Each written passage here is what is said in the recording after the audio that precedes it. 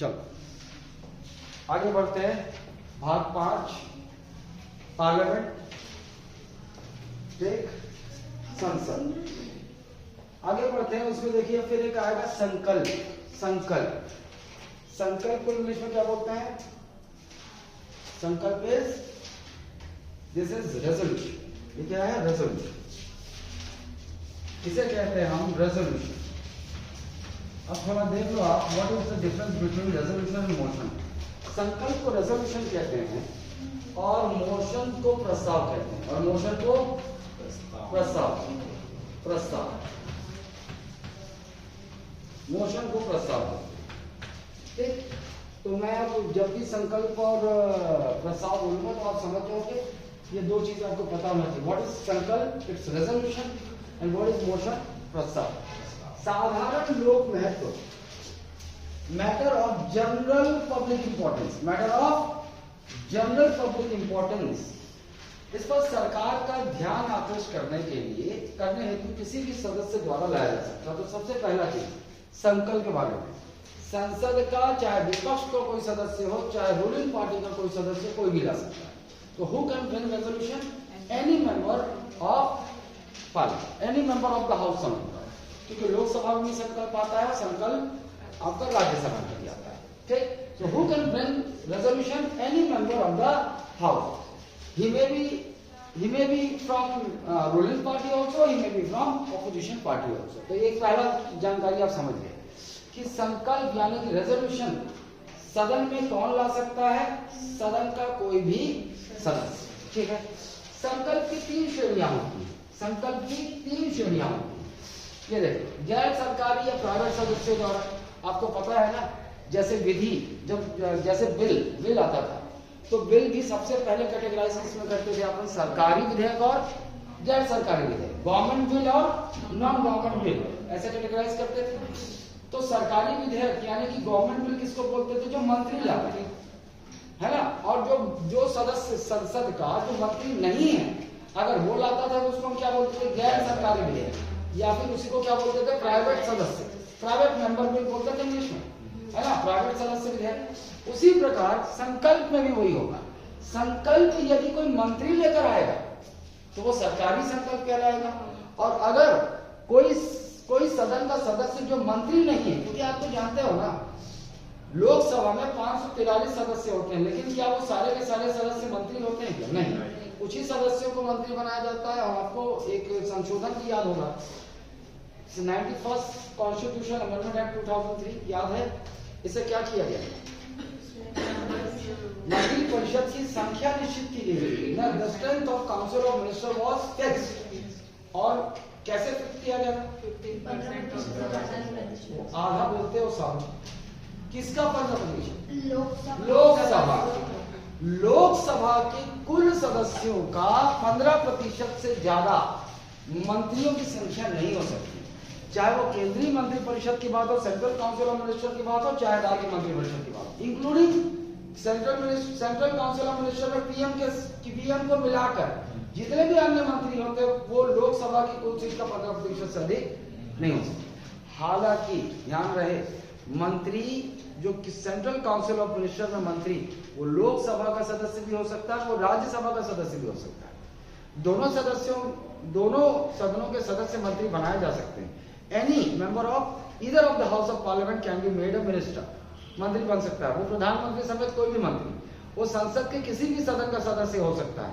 लेकिन जब council of minister के जब मंत्री परिषद की संख्या निश्चित करने की बारी आई, तो फिर 91वां संविधान संशोधन अधिनियम 2003, 91st कॉन्स्टिट्यूशन अमेंडमेंट 2003 क्या किया उसमें कि प्रधानमंत्री समेत केंद्रीय मंत्री परिषद में अन्य मंत्रियों की संख्या लोकसभा की कुल सदस्य संख्या का 15% से अधिक नहीं हो सकता, है ना। So the strength of central council of minister including PM cannot exceed more than 15% of the total strength of Lok Sabha। ये बात तो स्पष्ट है। चलिए, ये तो समझ के आ गए मंत्री द्वारा सोमवार। अच्छा, सरकारी संकल्प, अब ये काम से ये भी फैक्ट है ना, इधर वो इतना इंपॉर्टेंट नहीं है। अब देखो, कभी लटके झटके पूछ दे तो गैर सरकारी मतलब जो मंत्री नहीं है, वो संकल्प कब ला सकता है? शुरुआत, ऑल्टरनेट फ्राइडे।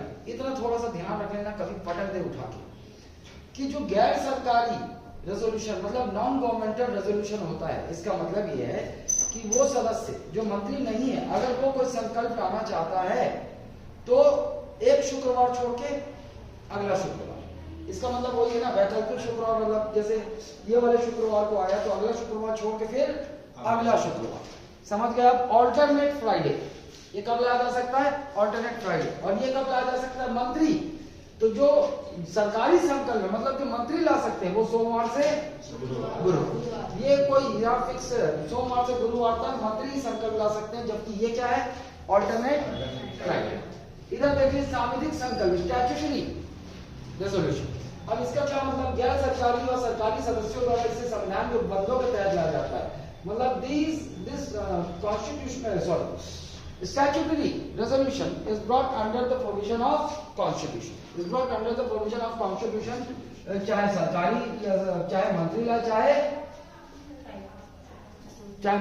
चाहे प्राइवेट सदस्य लाए, ये बस उसमें ज्यादा घुसना नहीं। इधर सभी संकल्पों पर मतदान होता है, सभी संकल्प पर मतदान होता है। अभी इसको देख लो, थोड़ा समझ लो। ये बड़ा वाला बोला क्या है? प्रस्ताव, मोशन है। बड़ा वाला बोला क्या है? मोशन है। और अंदर वाला बोला क्या है? रेजोल्यूशन। अंदर वाला बोला रेजोल्यूशन। क्या लिखा है इसका? रेजोल्यूशन। अब इसको समझो आप, वही आपका इसको क्या बोलते हैं? सिलोगिज्म ना। सिलोगिज्म की भाषा में क्या बोलते हैं कि सभी संकल्प क्या है? प्रस्ताव। अंदर वाला जो बोला है वो प्रस्ताव का एक भाग है। इसको क्या कहते हैं हम सिलोगिज्म की भाषा में? कि सभी इसके अंदर है ना, मोशन के अंदर, तो सभी संकल्प प्रस्ताव होते हैं।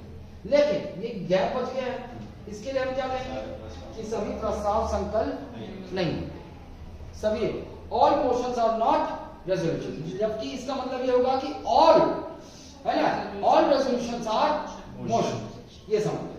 अब ये क्या बोल रहा है कि सभी संकल्पों का मतदान होता है। अब ये जो संकल्प अंदर है, अगर वो संकल्प आया तो चाहे वो किसी भी प्रकार का संकल्प हो, इसकी खासियत है कि इस पे मतदान होता ही है, इस पे वोटिंग होती है। लेकिन कुछ प्रस्ताव ऐसे होते हैं जिस पर मतदान नहीं होता। इसका मतलब यह है सभी संकल्प महत्वपूर्ण। समझ गए आप? तो ये समझ गए। और आप एक चीज याद और ध्यान रखो कि संकल्प चाहे कोई भी हो, इस पर क्या होता है? मतदान सदन में होता है। लेकिन प्रस्ताव जो होते हैं उसमें सभी प्रस्ताव ऐसे नहीं होते जिस पर मतदान होता है। कुछ प्रस्ताव ऐसे भी होते हैं जिस पर वोटिंग नहीं है। वो समझ जाओगे भी, आगे आएगा। सभी संकल्प महत्वपूर्ण प्रस्ताव की श्रेणी में आते हैं, अर्थात सभी संकल्प प्रस्ताव। उसका मतलब समझ गया? अंदर है बोला मतलब ये सभी संकल्प क्या है? प्रस्ताव में आते हैं, लेकिन सभी प्रस्ताव संकल्प नहीं होते। आज और इसको देखो, सरकारी विधेयक तथा गैर सरकारी विधेयक में अंतर। अब विधेयक में अंतर हालांकि पहले भी देख चुके हो क्या आप? ये देख चुके हो, लेकिन क्विक देख लो आप, क्विक।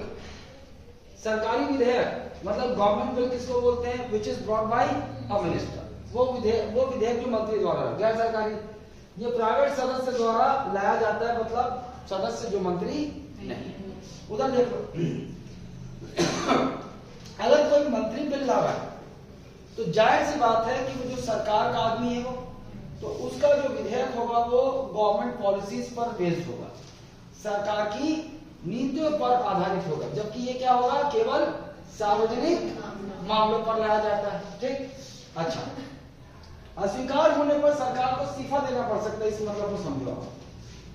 बिल जो है, जो अगर कोई मंत्री बिल ला रहा है और अगर वो पास नहीं होता है तो यहां पर क्या बोल रहा है? सरकार को इस्तीफा देना पड़ सकता है। ये लिखा है क्या कि सरकार को इस्तीफा देना पड़ेगा? नहीं, ये नहीं लिखा है। ये बात समझ में आ रही है? तो बताऊंगा अलग से।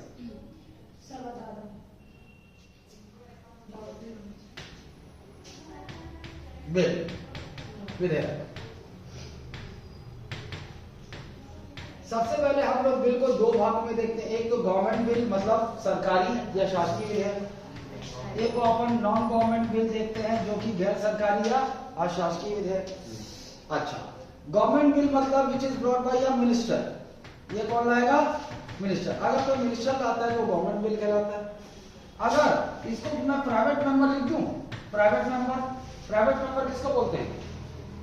सदन का वो सदस्य जो मंत्री नहीं, केवल सदस्य, संसद का केवल सदस्य, मतलब केवल सांसद है, प्लेन सांसद है। अब वो लोग क्या है? मसाला मंत्री, ठीक, ये केवल सांसद है, लेकिन याद रखना कि मिनिस्टर नहीं। अच्छा ठीक, अब हम लोगों ने बिल के टाइप भी देखे थे। बिल के टाइप, बिल कितने प्रकार के होते हैं?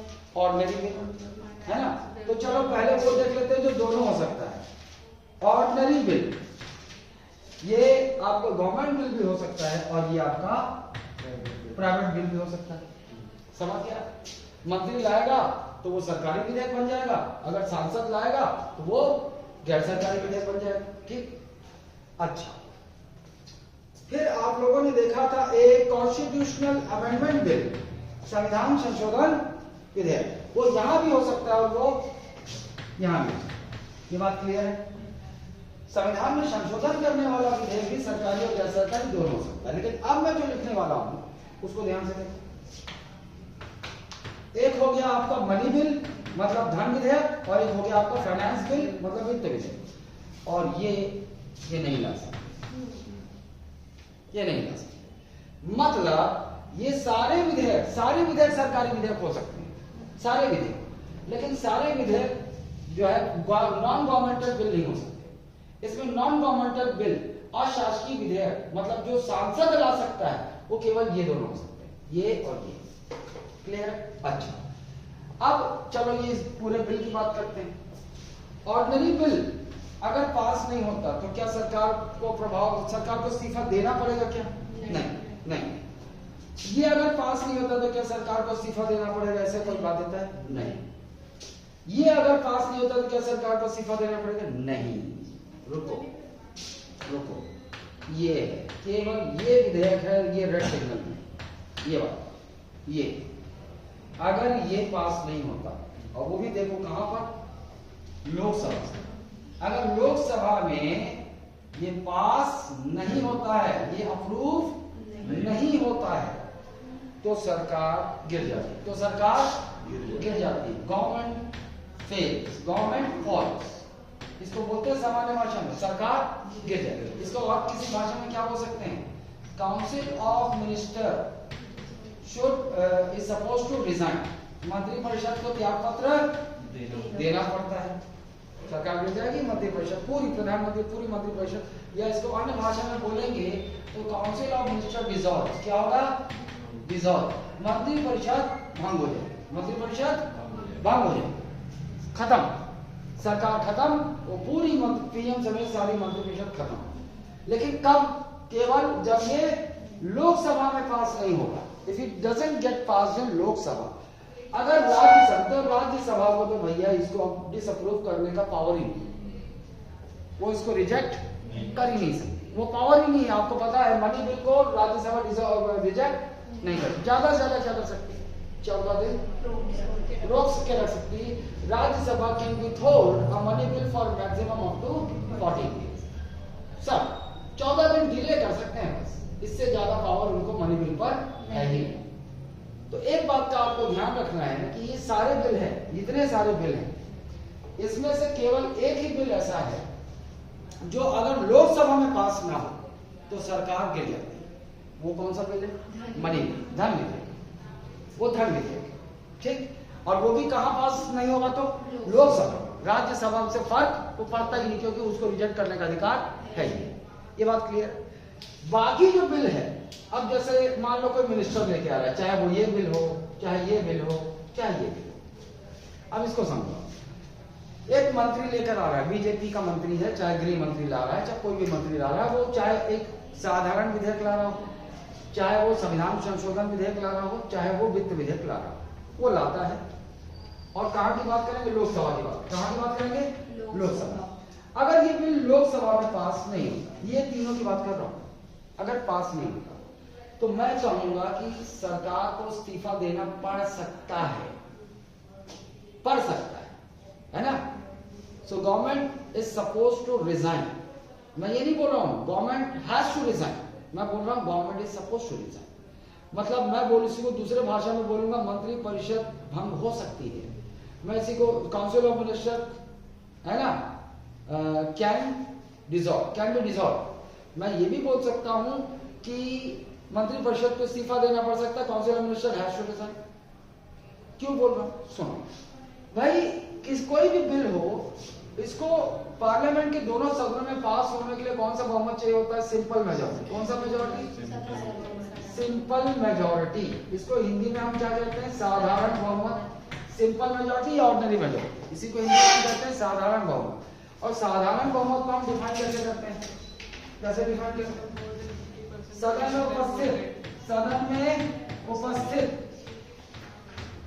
उपस्थित और मतदान का 50% से अधिक का बहुमत। 50% से अधिक का बहुमत, इसको हम इंग्लिश में क्या बोलते हैं? Majority of more than 50% of the members present and voting. ठीक, ये हम ऑलरेडी अब तक तो इतना घूम चुके हैं इसमें कि हम ये जानते हैं ये शब्द तो केवल आपके साथ खेलने के लिए। उपस्थित, असल में ये मुद्दा ही नहीं। उपस्थित इसलिए लिखा जाता है क्योंकि कोई भी मेंबर का वोट तभी काउंट हो सकता है जब वो हाउस में प्रेजेंट होकर वोट करे। वो घर से, टेलीफोन से, रजिस्ट्री टेस्ट पोस्ट से वोटिंग उसकी मान्य नहीं, इसीलिए लिखा हुआ। मेन मुद्दा क्या है? मतदान का 50% से अधिक का मतलब जितने लोगों ने मतदान किया है ना, जितने लोग, मतलब 543 अगर लोकसभा में कुल सदस्य हैं, इसमें से 43 ने डिसाइड किया कि हम वोट करेंगे ही ना, तो फेवर में करेंगे ना। तो कितने लोगों ने वोट किया? 500। तो क्या बोल रहे हैं? कितने का 50%? जितने ने वोट किया उसका। तो कितना पास होने के लिए कितना चाहिए? इतना चाहिए। अपने को बात क्लियर है? एक मिनिस्टर ला रहा है, और अगर एक मिनिस्टर वो विधेयक को लाया है और वो साधारण सबसे सिंपल मेजॉरिटी है ये, और अगर उससे पास ही नहीं हो रहा लोकसभा में, इसका मतलब क्या हुआ? देश में वो नहीं चल रहा है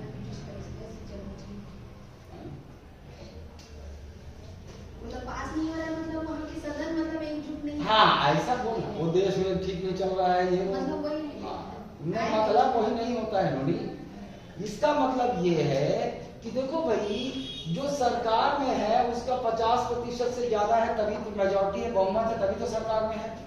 और अगर एक विधेयक जो मंत्री ला रहा है, मतलब सरकार का बिल है, वो सरकार का बिल अगर लोकसभा में भाई 50% से ज्यादा उसके लोग हैं, उसके सांसद हैं, और अगर साधारण बहुमत प्राप्त नहीं हो रहा है, इसका मतलब क्या हुआ? तुरंत अगर कोई भी बिल लोकसभा में कोई भी जो मंत्री ला रहा है और वो ऑर्डिनरी मेजॉरिटी से पास नहीं हो रही है, इसका मतलब विपक्ष के खुश होने का समय आ गया। इधर राहुल गांधी और ये बाकी सब है ना, ये जो है इंडिया, ये हो जाएंगे खुश। ज्यादा खुश, इस साला ये लोग एकजुट नहीं है। मतलब जो बीजेपी के जो बहुमत है, सांसद है, इनमें फूट पड़ गया है, इनमें फूट पड़ गया है। सरकार गिरेगा नहीं, ऐसा जरूरी नहीं सरकार को इस्तीफा देना पड़ेगा, लेकिन अब क्या होगा, ये खुश हो जाएंगे और इनको एक मिल जाएगा, साधारण गेट मिल जाएगा। और गेट क्या होगा? ये तुरंत क्या लाने की कोशिश करेंगे? Confidence, no confidence motion. क्या लाएंगे? No confidence motion.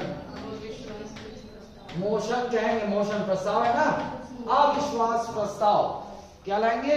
अविश्वास प्रस्ताव। अभी अपन प्रस्ताव समय उस समय पहुंचने वाले हैं ना, सब पढ़ेंगे डिटेल में। अविश्वास प्रस्ताव लेकर आए, तुरंत विपक्ष बिना देरी किए क्या बोलेगा? भैया फूट पड़ा हुआ है, यही मौका है, हथौड़ा गर्म है, मार दो, नहीं लोहा गर्म है, मार दो हथौड़ा। और ये ले आएंगे तुरंत नो कॉन्फिडेंस मोशन, सरकार के खिलाफ। नो अविश्वास का मतलब कि सदन का सरकार पर विश्वास नहीं, सदन का सरकार पर विश्वास नहीं, तो ये लाएगा हमेशा no confidence motion. Ruling party लाएगी कि ऑपोजिशन है ना, विपक्षी दल के कोई लेकर आएगा, ये लेकर आएंगे, इनको लगेगा। और फिर क्या होगा कि ये एक्सेप्ट कर लिया लोकसभा स्पीकर ने, प्रॉपर रीजन देना होगा। अच्छा, कोई रीजन देना नहीं होता, वैसे एक्सेप्ट कर लिया तो फिर क्या होगा? अब अविश्वास प्रस्ताव और मतदान। अब रूलिंग पार्टी क्या कोशिश करेगी? कि अविश्वास प्रस्ताव पास कराने की कोशिश करेगी कि उसको वो लोकसभा में पास ना हो, ये कोशिश करेगी पास कराने की कोशिश रूलिंग पार्टी। नहीं वो नहीं चाहेगी। साहब वो आशंका है कि अपना जहर पीना चाहेगी। नो कॉन्फिडेंस मोशन कौन ला रहा है? Ruling party. तो ऑपोजिशन पार्टी। सर हिंदी में बोलो। अच्छा, जो ये लाएगी तो कौन सा दल? जो सत्ताधारी दल है वो लाएगा, वो जो विपक्षी दल है वो लाएगा। अविश्वास प्रस्ताव हमेशा कौन लाएगा? विपक्षी। तो और इस पर मतदान होगा लोकसभा में, पहली बात। दूसरी बात, जब मतदान होगा तब मुझे बताओ कौन क्या करने की कोशिश करेगा? विपक्ष लाई है तो विपक्ष चाहेगी साधारण बहुमत से ये प्रस्ताव पारित हो जाए, और सत्ताधारी दल रूलिंग पार्टी क्या चाहेगी? ये फेल हो जाए। क्योंकि अगर अविश्वास प्रस्ताव लोकसभा में पास हो गया ऑर्डिनरी मेजॉरिटी से, साधारण बहुमत से, तो इसका अर्थ ये होगा कि सत्ताधारी दल रूलिंग पार्टी लोकसभा में अपना बहुमत खो चुकी है। इसका अर्थ ये होगा, मतलब ruling party has lost its majority in Lok Sabha. और संसदीय शासन प्रणाली, पार्लियामेंट्री फॉर्म ऑफ गवर्नमेंट में आपको पता है कि सरकार बनाने का अधिकार है किसका? Who is having the right to form the government? Who is having majority in Lok Sabha elections. और एक और चीज कि 5 साल तक वो सरकार बनी रहेगी, उसकी भी कंडीशन है। क्या है? The government, the party will remain in power till it enjoys majority in Lok Sabha. कोई दल 5 वर्षों तक सरकार में बनी रहेगी जब तक वो लोकसभा में बहुमत में होगी। एकदम बात एकदम क्लियर जा रही है। देखो कंसेप्ट क्लियर है तो फिर याद करने में दिक्कत नहीं होता। अगर कंसेप्ट क्लियर नहीं तो तुम घूम जाओगे, कितना याद करोगे, वो कंफ्यूज कर देगा तुमको। ये बात क्लियर है कि नहीं? जी सर। अच्छा, अब ये समझ गए ना? अब वो क्या बोला? इस्तीफा देने पढ़ सकता है, उसकी कंडीशन है। कब? अगर कोई भी सरकारी विधेयक, मनी बिल को छोड़ के ना, मनी बिल को छोड़ के। और एक और बात बता दूं आपको, मनी बिल में जो हम लोगों ने ये अभी देखा, ये कि मनी बिल अगर लोकसभा में साधारण बहुमत से पास नहीं होता, क्योंकि मनी बिल सरकारी ही होता है, मंत्री ही लाता है, मंत्री ही लाता है। पैसे से संबंधित मामला है, और पैसा जो भैया किसको चाहिए? जो सरकार में है उसी को पैसा चाहिए ना, रोड बनाने के लिए, ये सब बनाने के लिए, बजट में जो उसने पास करा होगा काम करने के लिए, उसके लिए चाहिए पैसा, निकालने के लिए चाहिए मनी बिल। और पैसा तो वही सरकार में है तो पैसा वही खर्चा करेगी ना। तो अगर ये पास नहीं होता लोकसभा में, तो मुझे एक बात बताओ कि क्या ये कॉन्स्टिट्यूशनल ऑब्लिगेशन है? बताओ, क्या ये कॉन्स्टिट्यूशनल ऑब्लिगेशन है कि if a money bill doesn't get passed in Lok Sabha by an ordinary majority, the Council of Ministers has to resign? Is it a constitutional obligation? क्या ये संवैधानिक बाध्यता है कि अगर धन विधेयक लोकसभा में साधारण बहुमत से पारित नहीं होता है तो सरकार को इस्तीफा देना पड़ेगा? क्या ये संवैधानिक बाध्यता है? नहीं है, नहीं है। ध्यान रखना, कॉन्स्टिट्यूशन में कहीं भी नहीं लिखा है कि अगर धन विधेयक लोकसभा में पास ना हो तो सरकार को इस्तीफा देना पड़ेगा, नहीं लिखा है। असल में ये क्या है? This is not a constitutional obligation. In fact this is a moral obligation. This is a moral obligation. सरकार को नैतिक जिम्मेदारी, परंपरा चली आ रही है, इट्स अ ट्रेडिशन कि अगर धन विधेयक लोकसभा में पारित नहीं होता है तो सरकार को नैतिक जिम्मेदारी लेते हुए इस्तीफा दे देना चाहिए, और इस परंपरा का पालन चल रहा है। इस्तीफा देना ही पड़ेगा। सोचो कैसे, आप कैसे? अगर नरेंद्र मोदी के इशारे पर सरकार का कोई भी मंत्री कोई बिल लाता है, वो सरकार का बिल है, वो बीजेपी, अभी किसका बिल है? वो बीजेपी का बिल है, क्योंकि वो सरकार है। और अगर सरकार का बिल ही लोकसभा में पास नहीं हो रहा है, इसका क्लियर सिग्नल नरेंद्र मोदी को मिल जाएगा कि भैया मेरे सांसद जो हैं वो एक साथ हम नहीं है, वो या तो बिक चुके हैं या मुझसे खफा, या फिर मुझे प्रधानमंत्री के रूप में नहीं देखना चाहते, तभी तो सालों ने मेरा बिल, मंत्री का बिल, वो वोट नहीं किया। ये बात और है कि जैसे कि मान लो बीजेपी ने व्हिप जारी कर दिया है, देखो सारी चीजें आ रही ना इधर उधर से, बीजेपी ने व्हिप जारी कर दिया। अब अभी अक्सर क्या होता है कि मान लो लगे कि भाई इस बिल का पास होना बहुत जरूरी, नहीं तो सरकार पर क्या हो जाएगा, तलवार लटकी हुई है।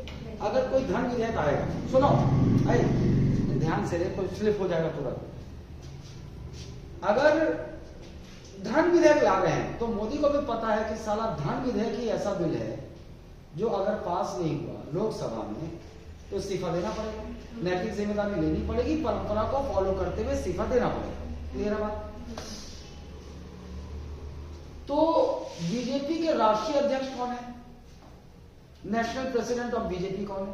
देखो हर राज्य में हर राज्य में भी अध्यक्ष होता है पार्टी का, और पूरे देश में बीजेपी एक नेशनल पार्टी है, तो पूरे राष्ट्रीय अध्यक्ष भी होता है बीजेपी का नेशनल प्रेसिडेंट जेपी नड्डा। कौन है? जेपी नड्डा। तो नरेंद्र मोदी को चखी वाला एक नड्डा है ना, तो अब बड़ा महंगा हो गया। जब मैं छोड़ के रहा हूं तो 10 पैसा में एक ठंडा नड्डा बड़े जन आखिरी है ना। अब साला 1 रुपया में 2 5 रुपया नहीं, इतना महंगा, 5 रुपए में 4-5, और छोटा साइज भी छोटा हो गया, डबल महंगा हो गया ना। मैं खा रहा हूँ परसों नड्डा, बड़े दिन बाद मजा आता है नड्डा खाने में, लेकिन नड्डा जानते हो तेल जो नड्डा वाले होंगे उसी तेल में जला जला के तो खतरा है ना नड्डा। बल्कि नड्डा ले आओ घर में, बढ़िया साफ तेल में फोड़ के खाओ, मजा आएगा, है ना। चलो तो क्या करेगा वो, बोलेगा तो एक काम कर व्हिप जारी कर दे, है ना। और मतलब व्हिप क्या होता है? राजनीतिक आदेश। हर दल अपने सदस्यों को व्हिप जारी करता है समय समय पर, जब जरूरत पड़ती है तो व्हिप जारी करते हैं राजनीतिक। जैसे कांग्रेस का जो राष्ट्रीय अध्यक्ष होगा, वो अगर लोकसभा में कोई बिल आ रहा है तो लोकसभा के जितने भी सांसद हैं उनको व्हिप जारी कर देगा, तो देखो भैया कल बिल है। अब अगर उनका बिल है तो कांग्रेस बोलेगी सबको आना है और इस बिल के फेवर में वोट करना है, राजनीतिक आदेश जारी कर दिए। इधर बीजेपी की ओर से मंत्री ला रहा है मनी बिल, तो ये भी व्हिप जारी करेगा। ये व्हिप जारी क्या करेगा? काली बिल पे वोटिंग होना है। साला बीजेपी का हर एक सांसद कल उपस्थित होगा और इस बिल के पास करने के फेवर में वोट करेगा। लेकिन उधर विपक्षी दल क्या व्हिप जारी करेंगे? उन लोग कांग्रेस और जो है उन लोग अपने अपने जो भी उनके लोकसभा में सांसद है जिस दल के, वो लोग भी व्हिप जारी करेंगे। लेकिन उसके आदेश में क्या होगा? कल सबको आना है सालों, और कल सरकार का धन विधेयक आ रहा है, उसको फेल करना है, अगेंस्ट में वोट करना है। व्हिप जारी कर दिया सबने। रूलिंग पार्टी बीजेपी का जो राष्ट्रीय अध्यक्ष होगा वो भी क्या जारी करेगा? कल ही आना है। अरे ruling party money bill fail करने के लिए ऑर्डर करेगी क्या? पास करना है, सबको आना है और वोट करना है फेवर में, है ना। वो करनी पकड़े चाहे जो पकड़े, काली आना है, ठीक। और कांग्रेस और जो विपक्षी दल है वो लोग अपने अपने दलों के जो सदस्य होंगे उनको व्हिप जारी करें, काली आना है, और मनी बिल जो आ रहा है सरकार का उसके अगेंस्ट वोट करना है, ठीक। अगर कोई भी सदस्य अपने पार्टी के व्हिप का उल्लंघन करता है, चलो बताओ, कोई भी सदस्य अपने पार्टी के व्हिप का उल्लंघन करता है, if any member violates the whip of his party, then what will happen to that member? उस सदस्य का क्या होगा?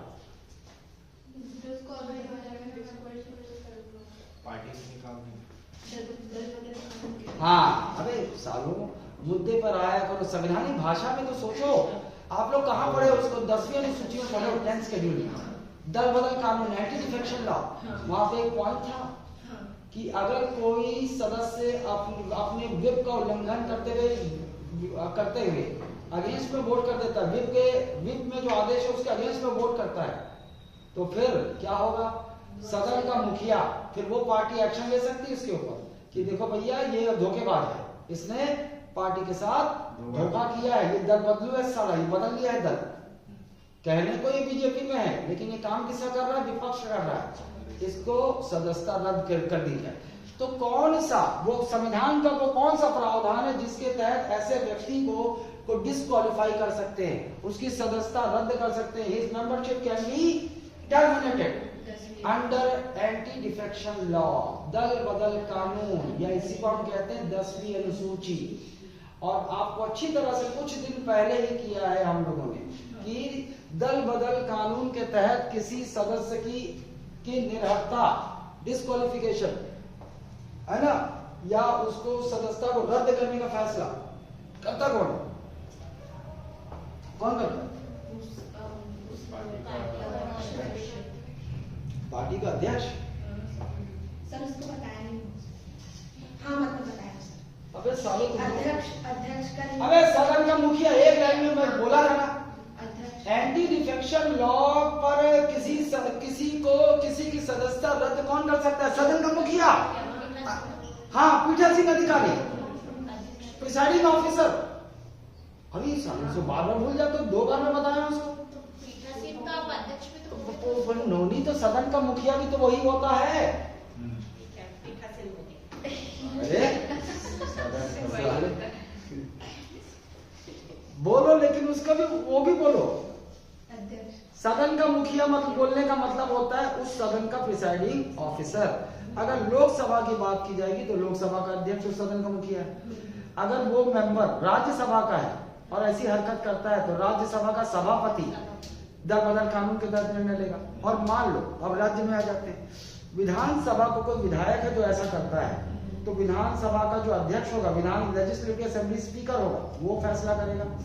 अच्छा, एक और चीज, और अगर विधान परिषद की बात है तो विधान परिषद का सभापति, चेयरमैन ऑफ लेजिस्लेटिव काउंसिल। ये बात क्लियर है? अब तक बैठ जाना चाहिए कि मैं वो मेरा सर, हमारा करिया सा सर ऐसा ऐसा ही वो ऐसे ऐसे बोल रहा था, सदन का मुखिया को ऐसे नहीं आता है। आता है सर। तो आना चाहिए ना सारों। हाँ, ये हो गया क्लियर।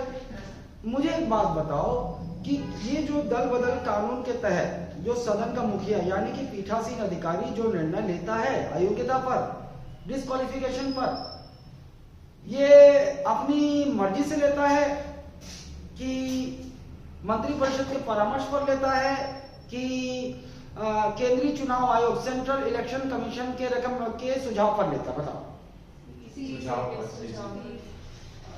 नहीं सर, कहीं नहीं, अपने मन से खुद लेगा, खुद लेगा। हाँ, यहाँ कुछ नहीं लिखा है, सदन का मुखिया फैसला करेगा। और अब ये सवाल, रुक जाओ, तुम्हारे दिमाग में जो आ रहा है ना वो उधर आ।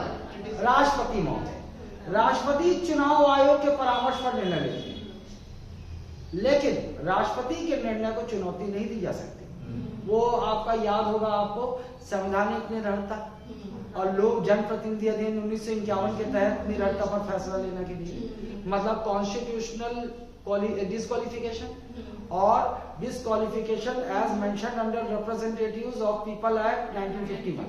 यहाँ पर फैसला कौन लेगा? प्रेसिडेंट। लेकिन फैसला प्रेसिडेंट अपनी मर्जी से लेंगे? नहीं, on the recommendation by central election commission. और प्रेसिडेंट ने जो एक बार निर्णय ले लिया, क्या it can be challenge in the court of law? नहीं, उधर उसको नहीं चैलेंज कर सकते। लेकिन इधर दल बदल कानून के तहत कौन लेगा? सदन का मुखिया, presiding officer will take decision. अच्छा, अब यहां पर किसी के सुझाव पर लेंगे क्या? नहीं, खुद लेगा, खुद लेगा। अब क्या इसके निर्णय को कोर्ट में चुनौती, can the decision of a presiding officer, है ना, under anti defection law can be challenge in the court of law? हाँ, किया जा सकता है चैलेंज। और कहां चैलेंज करेगा? High court. हाई कोर्ट यहाँ पर रास्ता है, जो भी व्यक्ति है जिसको डिस्क्वालीफाई किया है सदन के मुखिया ने, इसके पास एक अभी रास्ता है, वो चैलेंज कर सकता है। कहाँ? High court. अब हाई कोर्ट ने भी मान लो प्रिसाइडिंग ऑफिसर के निर्णय को यथावत रखा एज इट इज, फिर क्या खत्म? मामला खत्म? नहीं, अभी उसके पास एक और मौका है, अपील कर सकता है सुप्रीम। और फिर सुप्रीम कोर्ट ने जो निर्णय दिया, इट्स फाइनल एंड बाइंडिंग, अंतिम निर्णय है। अंतिम और क्या बोलते हैं उसको? बाद, अंतिम और बाध्यकारी। अब तो लोग ठीक है, इंग्लिश मीडियम वालों की हिंदी सुधर गई बहुत जगह, और हिंदी मीडियम वालों की अंग्रेजी भी सुधर जाएगी बहुत जगह, ऐसा है। ठीक है, चलो समझ में आने तो लगा, पहले आता था क्या? नहीं। क्लियर है? चलो, सदन में लाने के लिए 7 दिन पहले भी नोटिस नहीं होता। अगर कोई मंत्री सरकारी विधेयक लाना चाहता है तो ये पूछा जा सकता है आपसे, कितने दिन की नोटिस? 7 दिन। जबकि उधर देखो आप, एक अबे ये इधर की लाइन इधर कैसे आ गई? ये इधर है भाई, ये वाली लाइन, एक मांग नोटिस, उधर क्या है? उधर क्या होगा? कलर, हाँ, ये लाइन गलती से इधर आ गई भाई, तेरे गांजा पी के करते हैं ना, वो उधर है। ठीक है, अच्छा समझ गए आप, इसको क्लियर है? इधर 7 दिन की नोटिस और उधर 1 माह। विधि विभाग से परामर्श कर तैयार किया जाता है। भाई सब मंत्री ला रहा है तो कोई पेश ना हो जाए, है ना, कोई लीगल मैटर में पेश ना हो जाए विधेयक को, तो प्रॉपर यहाँ पर क्या होता है? विधि विभाग लॉ डिपार्टमेंट होता है, उससे पूरा बिल जो है स्क्रूटनी किया, जांच किया जाता है कि कहीं पेश तो नहीं। जबकि इधर क्या होता है? संबंधित सदस्य लाता है और देख वो खत्म, इधर आ गया, वो बात क्लियर है। अब ये युवा सांसद, ये लटके झटके वाला है ना, ठीक है, कभी आपसे पूछे, आप लोगों ने अक्सर टीवी में अपने यूनिवर्सिटी और कॉलेज में ना एक देखा होगा, ये आजकल बहुत होता है, युवा सांसद कार्यक्रम, जिसमें क्या होता है ना, वो ये इस गवर्नमेंट की स्कीम है ना, सेंट्रल गवर्नमेंट की। देखो, 4था अखिल भारतीय वित्त सम्मेलन हुआ था, 4 पार्लियामेंट बोल रहे हो? हाँ पार्लियामेंट, हाँ वही होता होगा आजकल, हमारे सामने ऐसा कुछ नहीं होता, लेकिन आजकल ऐसा होता है। क्या है, एक 4th all India web conference हुआ था मुंबई में, कि इसने रेकमेंड किया था ना कि भाई देखो, ऐसा एक पार्लियामेंट प्रोग्राम होना चाहिए, जो कॉलेज के स्टूडेंट हैं उनको पार्लियामेंट कैसे काम करती है, क्या करती है, इससे उनको ज्ञान होगा, राजनीति के प्रति उनकी जागरूकता बढ़ेगी, रुचि आएगी।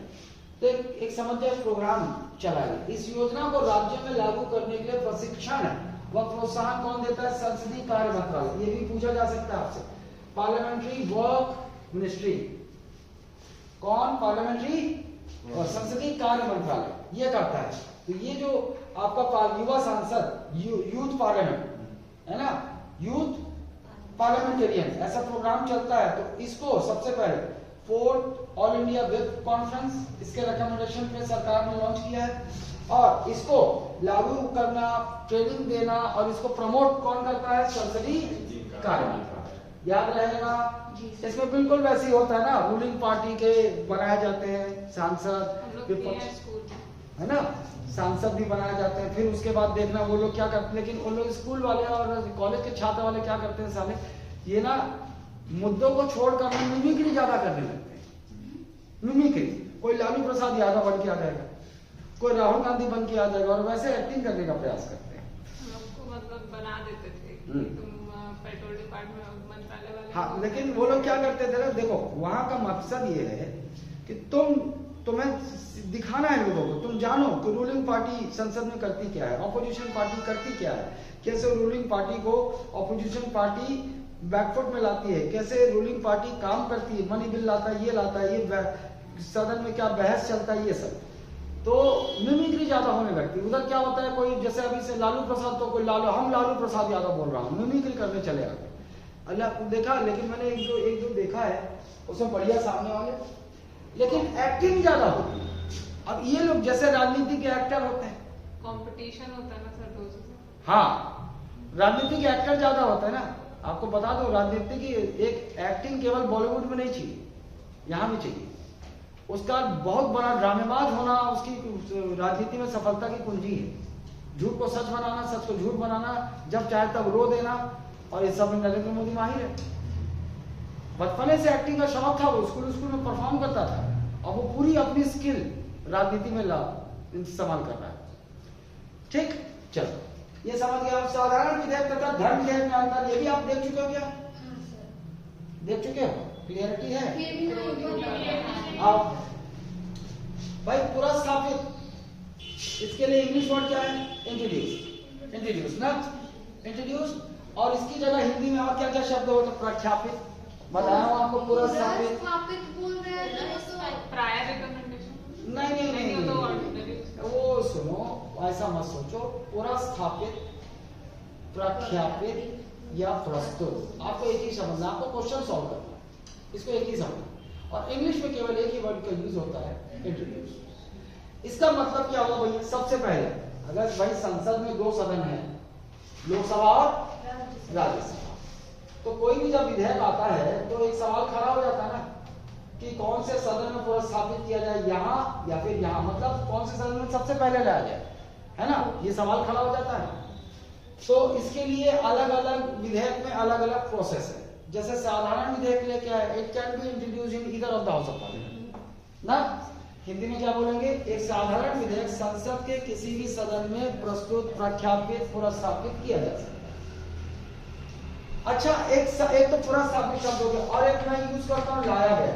लाया मतलब इंग्लिश में देखो इसको क्या यूज किया गया, मैंने क्या यूज किया, मैंने इंट्रोड्यूस्ड। और इसी को हिंदी में क्या यूज किया? प्रस्तुत, प्रख्यापित, पुरस्स्थापित। और एक क्या मैं बोलूंगा? ब्रॉड। एक क्या यूज करूंगा? ब्रॉड। ब्रिंग से ब्रॉड बना दिया, इसको क्या बोलूंगा? लाया जाना। इसको क्या बोल रहा हूं? लाया जाना। या फिर इसके लिए और क्या? पेश किया जाना। ये क्या क्या? पेश किया जाना, ऐसे यूज कर सकते हैं, समझो इसको। एक साधारण विधेयक मैं कहूंगा कि संसद के दोनों सदनों में लाया जाता है। भाई एक सदन में पास हो, दूसरे सदन में जाता है ना, तो एक साधारण विधेयक संसद के दोनों सदन में लाया जाता है। लेकिन जब मुझे बोलना होगा कि एक साधारण विधेयक संसद के किस सदन में प्रस्तुत किया जाता है, तो इसका जवाब क्या है? अगली किसी भी सदन में। इसका जवाब क्या है? किसी भी सदन में। किसी भी सदन में। ये किसके लिए है? Ordinary bill. ऑर्डिनरी किसी भी सदन में प्रस्तुत किया जा सकता है। चलो संविधान संशोधन विधेयक के बारे में बोलो। वही किसी भी सदन में प्रस्तुत। अब फाइनेंस बिल और मनी बिल, इसके बारे में बताओ। लोकसभा में। कहा? लोकसभा में प्रस्तुत किया जा सकता है, केवल लोकसभा में प्रस्तुत किया जा सकता है। चार्ट के साथ पहले बताया हूं। अब ये दोनों बिल कैसे भैया? क्योंकि इसके बारे में थोड़ा मैं बता देता हूं आपको, थोड़ा क्लियर है।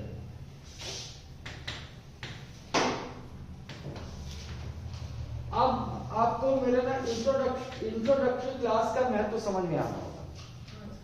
इंट्रोडक्टरी क्लास जो लिया था उसका महत्व समझ में आना होगा। अब आपने देखा था तरह तरह का रास्ता देखा था बिल का, लेकिन मैंने फाइनेंस बिल और मनी बिल इधर बनाया था ना, ये बड़ा बिल। अच्छा, इसके अंदर एक और बनाया था, मैं एक और बनाया था। ऐसा गोला बना लो चाहे ये बना लो, बातें की। बड़ा वाला ये जो है इसमें क्या लिखा था? Finance bill. क्या लिखा था? इसके अंदर क्या लिखा था? मनी बिल लिखा था ना। वित्त विधेयक, धन विधेयक, मतलब वही हो गया सिलेबस की भाषा में। सभी धन विधेयक वित्त विधेयक है, लेकिन सभी वित्त विधेयक धन विधेयक नहीं। ये तो समझ में आया? ओके। क्योंकि ये देखो, ये पूरा ये बड़ा वाला वित्त विधेयक है। अगर मान लो कोई भेद नहीं होता तो अपन यहाँ अलग से मनी बिल क्यों लिखते? फिर सबको वित्त विधेयक नहीं बोल देते। मतलब ये वाला जो हिस्सा है ये क्या है? ये वित्त विधेयक नहीं है। ये क्या हिस्सा? इस पूरे उसमें से ये इतना हिस्सा ये वित्त विधेयक नहीं, बल्कि क्या है? Money bill. लेकिन इसके अंदर है ये, तो अपन क्या बोलेंगे? सभी मनी बिल क्या है? वो वित्त विधेयक के प्रकार।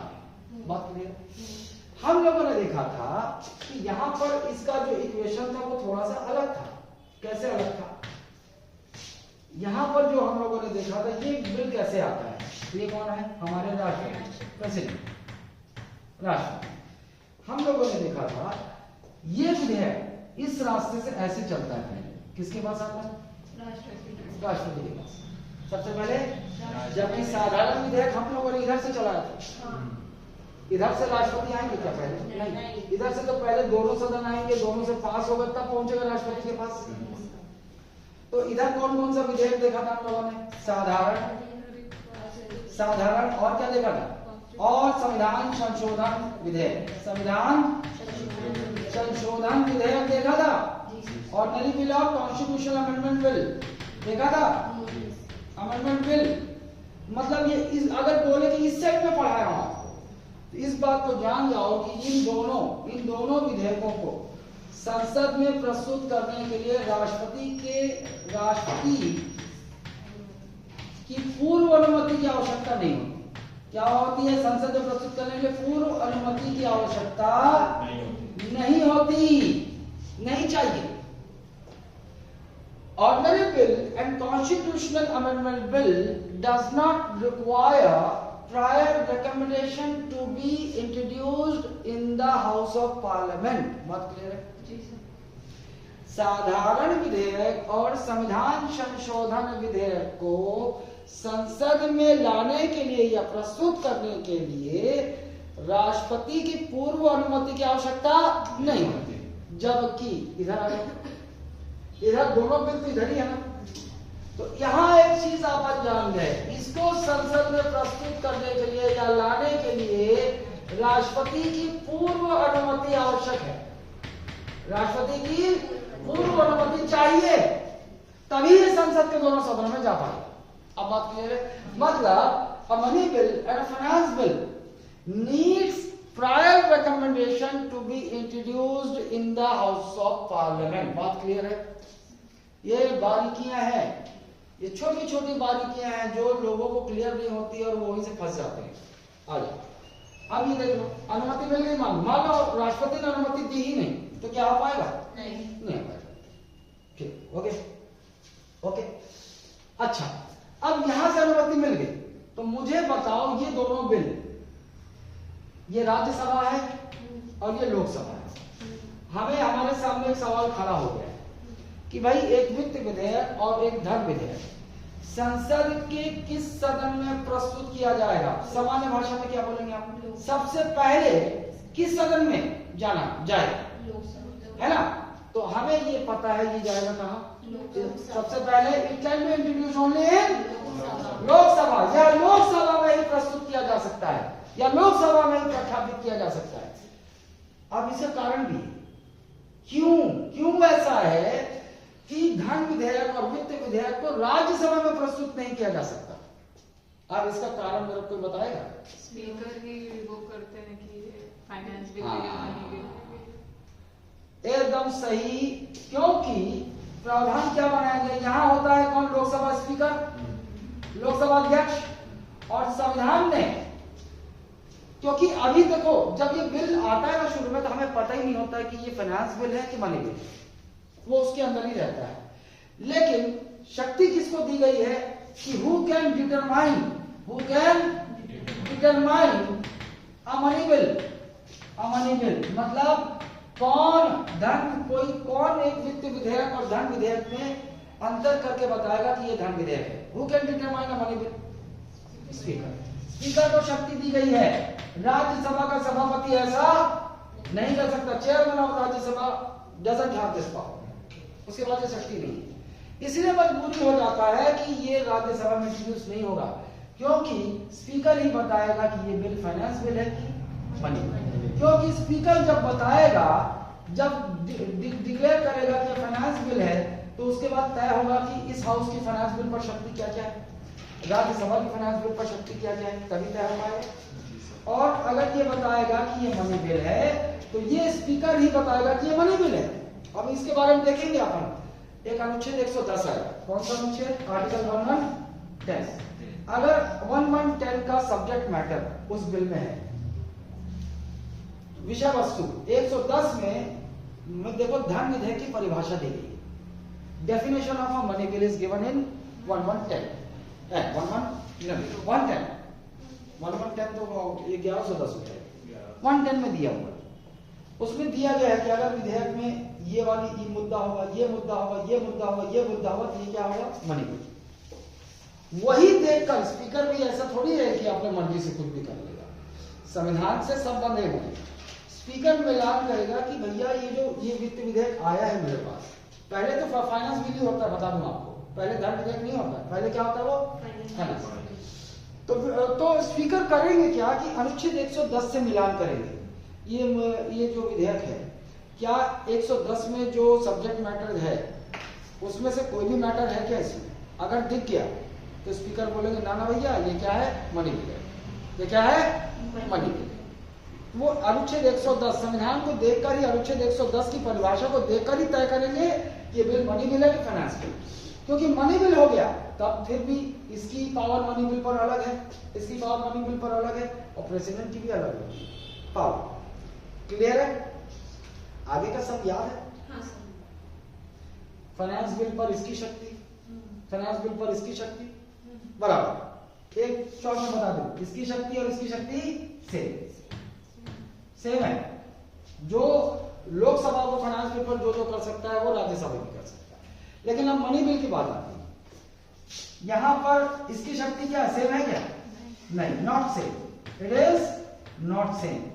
अगर नॉट सेम बोल रहा हूं तो मुझे बताओ कि मनी बिल पर ज्यादा शक्ति कौन से सदन के पास है? मनी बिल पर ज्यादा शक्ति किसके पास है? लोकसभा। और नाम मात्र की शक्ति किसके पास है? राज्यसभा। नाम मात्र ना, इसके पास वो शक्ति नहीं है। ज्यादा से ज्यादा क्या कर सकता है? 14 डे डिले, 14 दिनों तक धन विधेयक को रोक सकता है। राज्यसभा न तो फेल कर सकता है, ना तो रिजेक्ट कर सकता है, ना ही उसमें क्या मनी बिल पर संशोधन कर सकता है।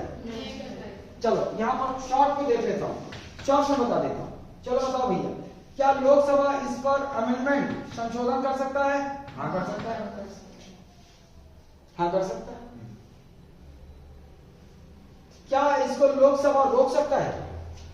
6 महीने जैसे शॉर्ट नहीं, बिल्कुल नहीं भाई, धन चाहिए उनको तो उनको जल्दी प्रक्रिया अपनानी।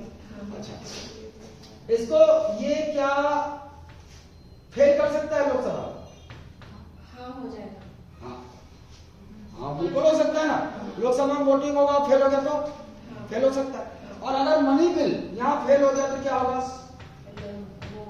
खत्म, नैतिक जिम्मेदारी लेनी होगी और उनको इस्तीफा देना, सरकार मिल जाएगी ना। अब इधर आ जाओ, इधर आ गया, इधर आ गया तो ये क्या अमेंडमेंट कर सकते हैं? नहीं। क्या अमेंडमेंट कर सकते हैं? ये अमेंडमेंट की बात होगी, संशोधन नहीं कर सकते। ज्यादा से ज्यादा क्या कर सकते हैं?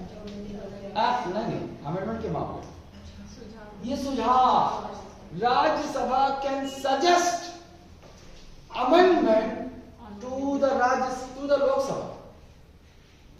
लोकसभा को सजेस्ट कर सकते हैं कि मनी बिल में ये संशोधन किया जा सकता है, जिसे लोकसभा माने या नहीं, तो विच लोकसभा agrees और डिसएग्री।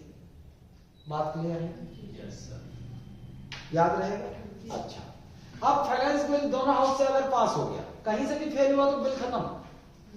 यहां आ गया, यहां आ गया तो राष्ट्रपति की एक वित्त विधेयक पर राष्ट्रपति की शक्ति फाइनेंस बिल पर। चलो बताओ, तीनों शक्ति ना, he can give his assent और ही कैन रिजेक्ट और ही कैन, और बताओ, रिकंसिडरेशन, पुनर्विचार के लिए संसद को लौटा सकता है। ये तीनों शक्ति देखे थे 111 में। राष्ट्रपति के पास तीनों विकल्प होते हैं। राष्ट्रपति एक वित्त विधेयक को स्वीकृति दे सकते हैं, मतलब इसको इंग्लिश में क्या बोलते हैं? President may give his assent to the bill.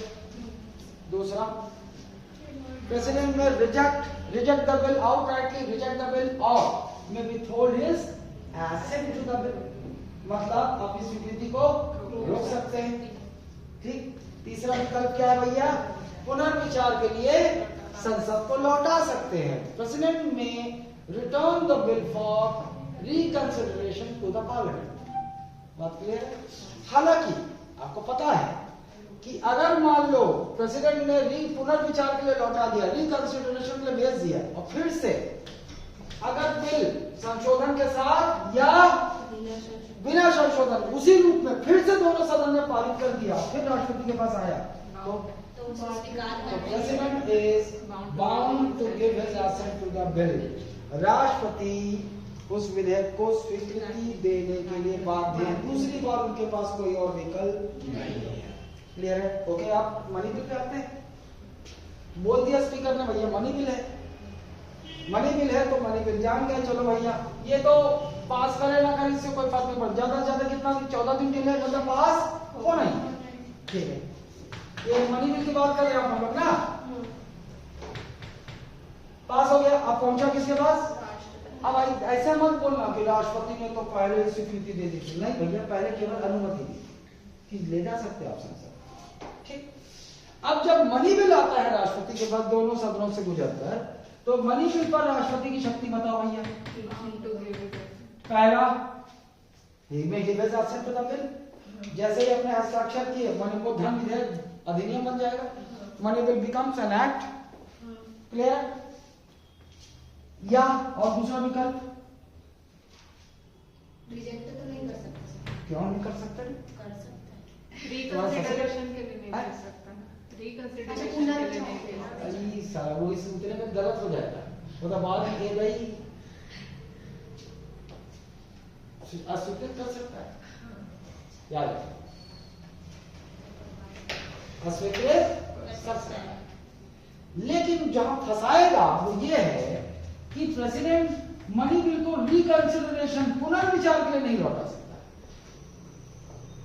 ये बात याद रखना, मनी बिल पर राष्ट्रपति के पास उसे पुनर्विचार के लिए लौटाने की शक्ति नहीं है, वो नहीं लौटा सकता। क्लियर है? अच्छा, मुझे एक बात बताओ कि जब एक कोई मनी बिल है और राष्ट्रपति के प्रायर रिकमेंडेशन से पार्लियामेंट में गया है ना, तो फिर जब मनी बिल दोनों हाउस से पास हो जाता है तो राष्ट्रपति के पास फिर से अप्रूवल के लिए आता है। तो रिजेक्ट करने वाला पावर क्यों दिया है? क्यों दिया गया? तो मैं पहले इसी की पूर्वानुमति से तो गया था। तो डिसाइड हुआ है कौन सा बिल है करके। नहीं, वो अगर मान लो अमेंडमेंट्स वगैरह हो जाए, हाँ, फिर उसके अरे भैया मनी बिल जैसे बजट में का पास हो, जैसे मोदी बोलिस कि हमला देश भर में 10,000 है ना, पुरुष आज वंदन योजना, है?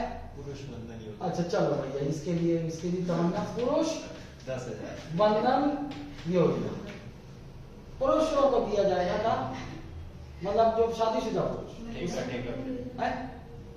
अरे महिला वंदन योजना में तो शादीशुदा महिला, अरे नहीं सबके लिए। अच्छा वो हाँ ठीक, मातारी वंदन योजना।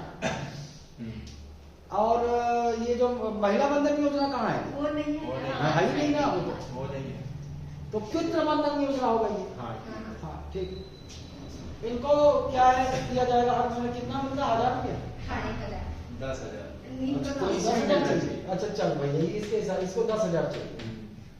10,000 ये उन्होंने पास हुआ बजट में। अब देश की इतनी जनसंख्या ये वो, इसके लिए अपने को चाहिए 10,000 करोड़ चाहिए इस साल। अब ये 10,000 करोड़ भैया धन विधेयक आएगा, ऐसा थोड़ी है कि बजट में पास हो गया तो मोदी जाएंगे खजाना से निकालेंगे और ले गए। नहीं भैया, प्रॉपर धन विधेयक आएगा, पास होगा, राष्ट्रपति अप्रूव करेंगे, तब तो निकलेगा पैसा ना। लेकिन इधर इन लोगों ने चालाकी क्या किया कि बजट में अप्रूव इतना पैसा होगा, इन सालों में यहाँ पर 12,000 करोड़ आंकड़ा बदल दिया है। 12,000 करोड़। अब राष्ट्रपति जानते हैं मिलान करेंगे तो अच्छा, वो पहले बार में जो पुनर्विचार के लिए आया था तो वो देखे थे शायद राष्ट्रपति।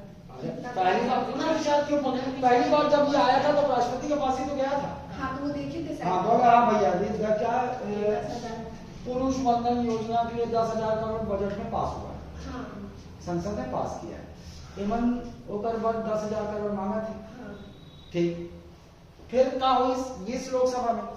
और लोकसभा में टकलू और होम मिनिस्टर वो पूरा समीकरण बढ़ा के बोला जालसाजी कर देता हूँ, संशोधन कर दिया वहां पर सदन में 12,000 करोड़ पास हो गया। ये तो बेचारे वो कर ही नहीं सकते, आ गया राष्ट्रपति के पास। अब राष्ट्रपति मैच सारे लोग बजट में पास हुआ था 10,000 करोड़, मैंने अनुमति 10,000 करोड़ देकर ही दी और इन सालों ने बढ़ा दिया 12,000 करोड़।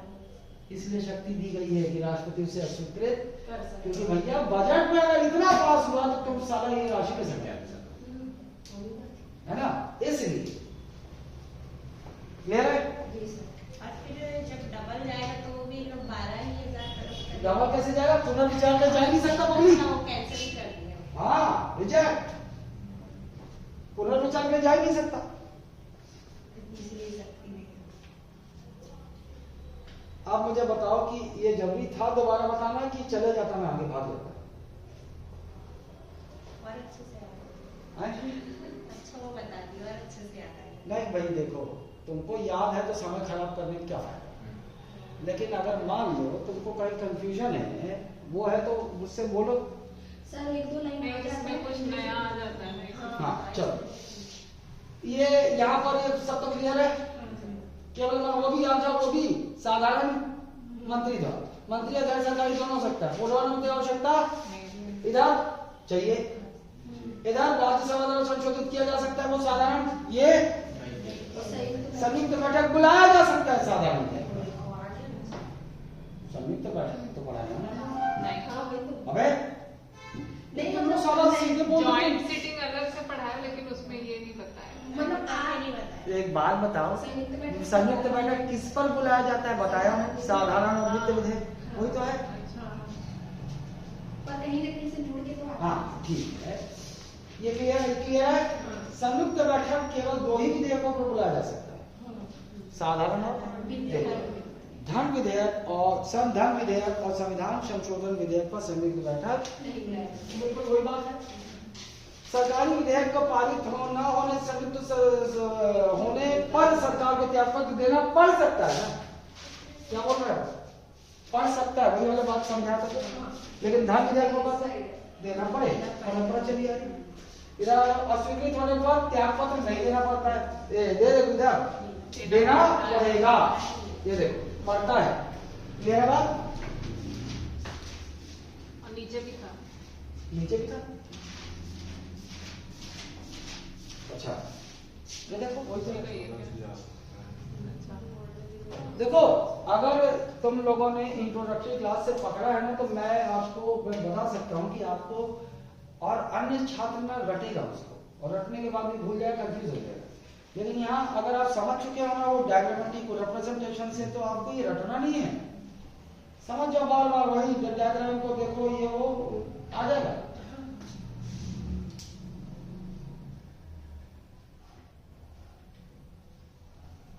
ये देखो, अच्छा ये उसी का आगे कर। आगे भैया वो देखो ये सब राष्ट्रपति इस विधेयक को, ये अभी वही डायग्राम में क्या बताया, यही तो बताया क्या, इधर देखो ये दोनों कर सकता है, लेकिन पुनर्विचार के लिए लौटा नहीं सकता। क्लियर है। धन विधेयक। अब आ जाइए मनी विधेयक। व्हाट इज अ मनी विधेयक। अब थोड़ा अंदर चलते हैं, बाकी तो आप जान गए। अब देखो धन विधेयक क्या होता है। धन विधेयक यहाँ पर अनुच्छेद 110 आर्टिकल 1, यहाँ अनुच्छेद 110 में क्या है भैया, डेफिनेशन ऑफ मनी। क्या है डेफिनेशन ऑफ मनी। धन विधेयक की परिभाषा दी गई। धन विधेयक की परिभाषा। आइए अब धन विधेयक कैसे स्पीकर, कैसे लोकसभा अध्यक्ष तय करेंगे कि कोई विधेयक धन विधेयक है कि नहीं, कैसे तय करेंगे। देखो किसी कर का अधिरोपण, उत्साधन, परिहार, परिवर्तन, विनियम। अधिरोपण मतलब इम्पोजिशन, अधिरोपण मतलब इम्पोजिशन। इम्पोजिशन अगर मान लो उस बिल में कोई कर इम्पोज किया जा रहा है, कोई कर लगाया जा रहा है, तो वो क्या है, विधेयक हो गया, धन विधेयक। किसी कर का उत्साधन कम करना है ना, मतलब कोई टैक्स कम किया जा रहा है, एनी टैक्स इज रिड्यूस, ये रिड्यूस हो गया, रिडक्शन। अधिरोपण क्या बोले, इम्पोज, इम्पोजिशन, रिडक्शन। परिहार, एबॉलिशन, परिवर्तन, चेंज, और विनियमन, रेगुलेशन।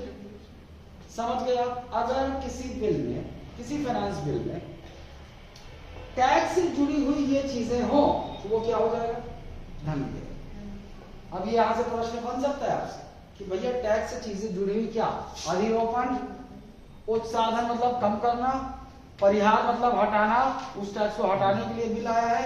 परिवर्तन टैक्स जो पहले से है उसमें कुछ चेंज करने के लिए बिल आया है, या फिर टैक्स के जो रेगुलेट होगा, ये टैक्स में जो नियम कानून बनाए गए हैं ऐसे ऐसे चलेगा, ये एरिया जो अगर इसमें कुछ है तो ये क्या हो जाएगा? धन। क्लियर है बात? एक होगा कोई भी कुछ भी इनमें से कोई भी मैटर अगर उस बिल बस में है, टैक्स से रिलेटेड। टैक्स से रिलेटेड ये मुद्दा अगर है तो वो बिल धन है, मनी बिल। केंद्र सरकार द्वारा उधार लिए गए धन का विनियमन होना, ये अलग से हेडिंग ही बना दी इसको, नहीं भाई ये पॉइंट है। अब मान लो सेंट्रल गवर्नमेंट ने कोई ऋण लिया है, वो ऋण लिया किसी से, IMF से, वर्ल्ड बैंक से, किसी से भी लिया। अगर मान लो उसको रेगुलेट करने के लिए कोई प्रोविजन हो बिल में, तो वो भी क्या होगा? क्योंकि सरकार ने अगर ऋण लिया है तो सरकार ऋण चुकाएगी, कहाँ चुकाएगी? संचित निधि से चुकाएगी।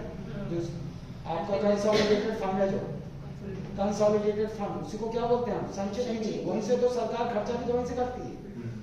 तो भैया पैसा निकालने का, सीधा सीधा पैसा निकालने का मुद्दा है तो वो धन है और संचित निधि से निकलेगा। हाँ वही से निकलेगा ना। आइए, भारत की संचित निधि और आकस्मिक निधि से धन निकालना है, जमा करना तो धन विधेयक। अगर उसमें पैसा डालना हो या पैसा निकालना, कोई भी मैटर हो, वो क्या है? वो धन विधेयक। भारत की संचित निधि से धन का विनियोग, किसी माध्यम से पैसा निकालना, विनियोग बोलते हैं इसको। क्या बोलते हैं? एप्रोप्रिएशन। क्या बोलेंगे? Appropriation of money from the consolidated fund of India, from the consolidated fund of India. तो वो भी क्या है? धन विधेयक है। भारत की संचित निधि किसी व्यय की घोषणा या वृद्धि करना। संचित निधि से बोल रहा है, कुछ घोषणा कर दिया मोदी ने, अब वो पैसा घोषणा कर दिया ये देंगे हम, जैसे वित्त प्रबंधन योजना अचानक बीच में नई स्कीम लॉन्च कर दी, वहां तो पैसा कहां से निकलेगा? वहीं से तो निकलेगा। वृद्धि खर्च बढ़ गया ना संचित निधि पर, तो क्या हो जाएगा? धन विधेयक। क्लियर बात? भारत की संचित निधि से धन की प्राप्ति, अगर संचित निधि से कोई भी धन प्राप्त होता है तो वो भी धन विधेयक है। अभिरक्षा केंद्र केवल रट लो इसको क्या बोलते हैं अपन?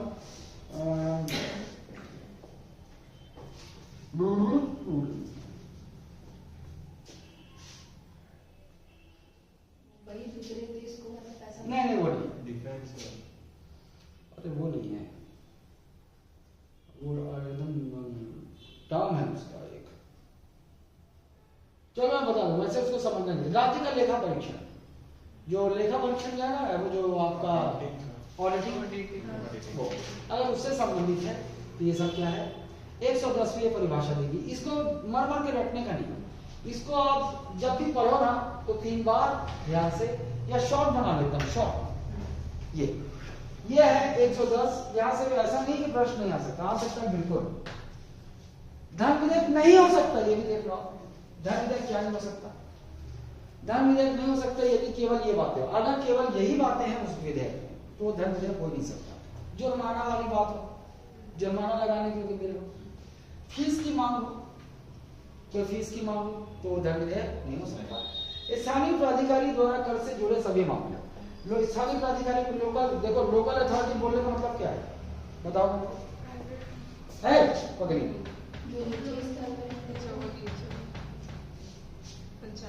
पंचायत और नगर निगम, नगर पालिका, इसकी स्थानीय प्राधिकारी है लोकल अथॉरिटी। जबकि स्थानीय प्राधिकारी बोलता है मतलब ये नीचे आ जाओ, पंचायत और नगर निगम, ये सब की बात होगी, है ना। अगर इनसे जुड़ा कोई कर से जुड़ा मामला है तो वो धन विधेयक हो नहीं सकता। क्लियर है बात?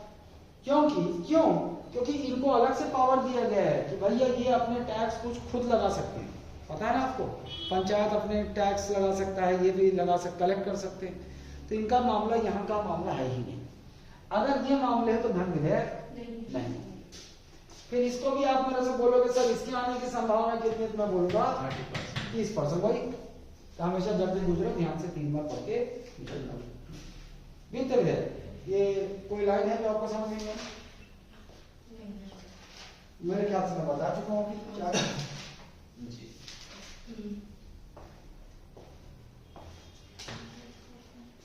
ये लो वित्त विधेयक 1, वित्त विधेयक 2 कैसे अनुच्छेद 117 अरे साहब अभी सब पूरा पढ़ लिए का? नहीं हाँ तो अब मैं इसीलिए तो लाया हूँ इसको लेकिन शुरू करूंगा ना ये पूरा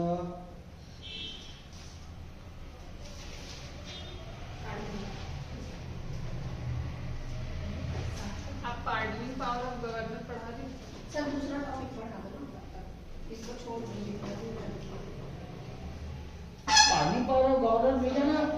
अच्छा चलो ये उस लो। टाइम चलो इसको कल करेंगे ये थोड़ा समय ले लेगा आधा घंटा लगेगा तो लोग अभी आप पेपर में दे दिए थे टेस्ट में और अच्छा चलो ये लो राज्यपाल की क्षमता की शक्ति क्या है मुद्दा है पार्डनिंग पावर ऑफ गवर्नर।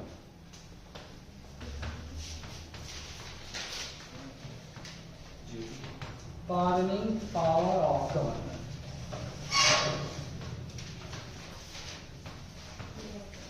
ये राज्यपाल की क्षमादान की शक्ति 72 में राष्ट्रपति की पार्डनिंग पावर थी ये आएगा 161 कहाँ आएगा 161 क्लियर है 161 ना तुलना करते हैं जब राष्ट्रपति के क्षमादान की शक्ति हमने देखी थी पार्डनिंग पावर ऑफ प्रेसिडेंट देखा था तो हमने देखा था कि अगर कोई व्यक्ति यूनियन गवर्नमेंट के लॉ के खिलाफ दंडित कोई अपराध करता है ना तो आप केंद्रीय कानून के विरुद्ध अगर कोई कार्य करता है तो दंडित व्यक्ति ये देखा था। फिर दूसरा देखा था सैन्य न्यायालय द्वारा दंडित व्यक्ति देखा था और तीसरा कुछ था क्या? नहीं समझ गया। तो ये बातें अगर ये बातें हुई तो राष्ट्रपति अपने क्षमादान शक्ति का प्रयोग कर सकते हैं लेकिन अब हम राज्यपाल पर आ गए केंद्र कानून नहीं होगा फिर ये होगा राज्य के कानून के विरुद्ध है ना क्या against a person punished under the provision of state law punished under the provision of state law राज्य के कानून के विरुद्ध कोई दंडित व्यक्ति प्रोविजन ऑफ स्टेट लॉ राज्य कानून के विरुद्ध कोई दंडित व्यक्ति स्टेट लॉ पहली बात तो उस व्यक्ति पर राज्यपाल अपनी क्षमादान शक्ति का प्रयोग कर सकते हैं है ना। राज्य के कानून के विरुद्ध अगर कोई व्यक्ति कोई कृत्य करता है वो दंडित होता है तो उस पर राष्ट्रपति अपनी क्षमादान शक्ति का प्रयोग कर सकते हैं। आपको जो फंसाने वाला चीज है ना वो यहाँ हम लोगों ने जब प्रेसिडेंट पढ़ा था तो प्रेसिडेंट जब पढ़ा था ना तो यहाँ हमने वो देखा था मिलिट्री लॉ मतलब कोर्ट मार्शल देखा था इसको कोर्ट मार्शल बोल सकते हैं मतलब मिलिट्री लॉ अगर मिलिट्री कोर्ट ने किसी को दंड दिया है किसने मिलिट्री कोर्ट मिलिट्री कोर्ट बोल लो आप मिलिट्री लॉ नहीं होती मिलिट्री कोर्ट वो नियम होता है उनके अलग। अगर मिलिट्री कोर्ट में जैसे मान लो कोई तीनों सेनाओं का कोई भी अधिकारी है सैनिक है जो भी है अगर मान लो ये कोई अपराध कर बैठते हैं अपने पद में रहते हुए इनके केस यहाँ नहीं चलेंगे इनका केस इनका कोड भी होता है नेवी का डिफेंस का एयरफोर्स का इनका अपना कोड होता है ठीक वहां वो दंड दिया जाता है इनको वहां निर्णय होता है बात क्लियर। तो राष्ट्रपति जो है मिलिट्री कोर्ट द्वारा दंडित व्यक्ति को भी माफ कर सकते थे लेकिन इधर आ जाओ तो ये ध्यान रखना कि मिलिट्री कोर्ट से दंडित व्यक्ति को राज्यपाल नहीं इनका कोई अधिकार नहीं है मिलिट्री सेंटर में होती केंद्र की होती वहां प्रेसिडेंट का अधिकार है लेकिन गवर्नर का अधिकार नहीं। बात क्लियर है ठीक है। अच्छा फिर हम लोगों ने एक चीज देखी थी कि जो राष्ट्रपति कर सकते हैं वो ये नहीं कर सकता तुम लिखिए उसको गवर्नर वाला प्रेसिडेंट का प्रोटोकॉल। अच्छा हम लोगों ने एक और चीज देखी कि एक बात पहले जान लो कि जो पार्डन डेथ सेंटेंस को पार्डन कर सकते हैं राष्ट्रपति कर सकते हैं ना मृत्यु दंड को क्षमा ये मृत्यु दंड को क्षमा नहीं कर सकते। ये क्या नहीं कर सकते? क्षमा नहीं कर सकते। समझ रहे हो? दो चीजें ये जो राष्ट्रपति कर सकते ये नहीं कर सकते। क्या नहीं कर सकते? मिलिट्री कोर्ट ने अगर किसी को पनिश किया है, किसी को दंडित किया है, तो राष्ट्रपति उसे क्षमा कर सकते हैं। अगर किसी को मृत्यु दंड मिल गया है तो राष्ट्रपति उसे क्षमा कर सकते हैं। इधर ये दोनों ये नहीं कर सकता। मिलिट्री कोर्ट की शक्ति से बाहर है, और दूसरा किसी के मृत्यु दंड को क्षमा नहीं कर सकते। क्षमा का मतलब समझ रहे हो क्या बोल रहा हूं? वो आदमी जिसको डेथ पेनल्टी मिला हुआ मृत्यु दंड, अगर राष्ट्रपति ने क्षमा कर दिया, इसका मतलब फांसी की सजा भी माफ, जेल भी माफ, सीधा घर पहुंच जाएगा फ्री होकर। ये नहीं कर सकते। हालांकि मृत्यु दंड को निम्न सजा में बदल सकते हैं। Lesser punishment, he can lesser punishment, ये मृत्यु दंड को उससे निम्न सजा में परिवर्तित तो कर सकते हैं, लेकिन क्षमा नहीं कर सकते। Governor can not pardon a death penalty. राज्यपाल मृत्यु दंड को क्षमा नहीं कर सकते, जबकि राष्ट्रपति कर सकते हैं। किसको? डेथ पेनल्टी लिख दो, मृत्यु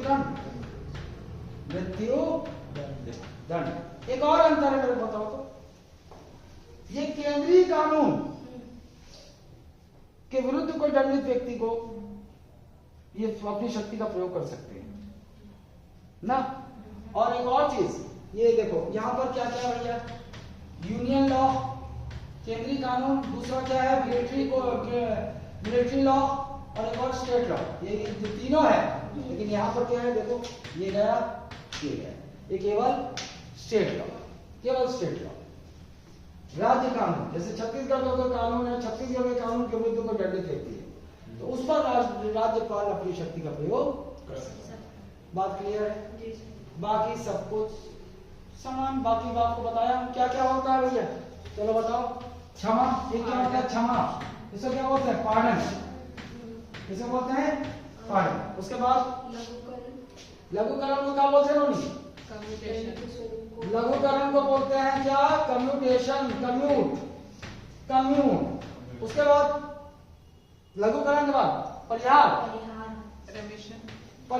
इसको क्या बोलते हैं? रेमिट या रेमिशन। फिर उसके बाद परिहार है, परिहार तो हाँ ये परिहार हो गया। उसके बाद बताओ रिस्पाइट एंड रिप्रीव है। अबे सालो, प्रविलंबन, अरे साला बादाम खा रहे। प्रविलंबन, इसको क्या बोलते हैं इंग्लिश में? रिस्पाइट। प्रविलंबन का मतलब क्या है? किसी को डेथ पेनल्टी मिलेगी, है ना। अब अचानक राष्ट्रपति के पास समय कम है और राष्ट्रपति उसके केस पर निर्णय लेना चाहते हैं, तो राष्ट्रपति क्या बोलेगा? उसके फांसी की सजा को रोक देंगे। इसी को क्या बोलते हैं इंग्लिश में? रिप्रीव। नहीं है? ये राष्ट्रपति का है। अबे रुको तो सही, पहले मैं पूरे 5 बता रहा हूँ। 5 प्रविलंबन के बाद एक खास वाली बात, कौन सी? रिस्पाइट, हिंदी में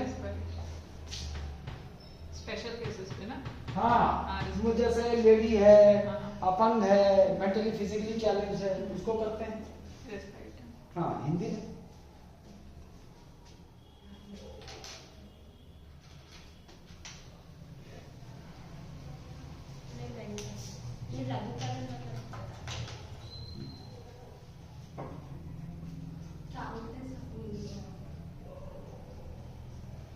अबे यार, मैं तो कभी भी तैयार हो जाता हूँ, कुछ कुछ चीजें मेरे दिमाग से मिस हो जाती हैं एकदम हिंदी में, और वो तुम लोग जानते हो ऐसे होता नहीं है, ये तुम्हारी वजह से होता है सालों। तुम लोग को या तो तुम्हारा असर मेरे को हो जाता है।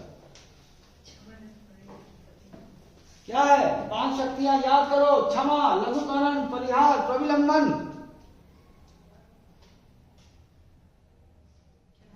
ये अचानक मेरे भी दिमाग से गोल हो गया ऐसा। थोड़ा सा ही है क्या सर? नहीं,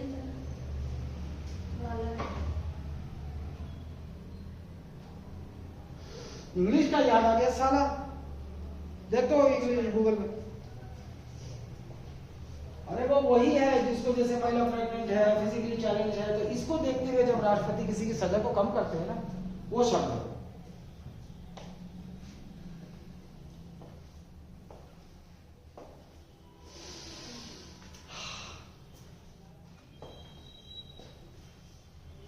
मैं इसीलिए हमेशा तैयार रहता हूँ कि तुम लोग उठा के कहीं से पूछ लो ना, मैं तुरंत कभी भी इस बताने की स्थिति में रहता हूँ संज्ञान के मामले में। देखिए इस साल शब्द अचानक दिमाग से बोल गए, हालांकि मैं बता दूं आपको, बहस करते हुए वो मेरे दिमाग में आया था।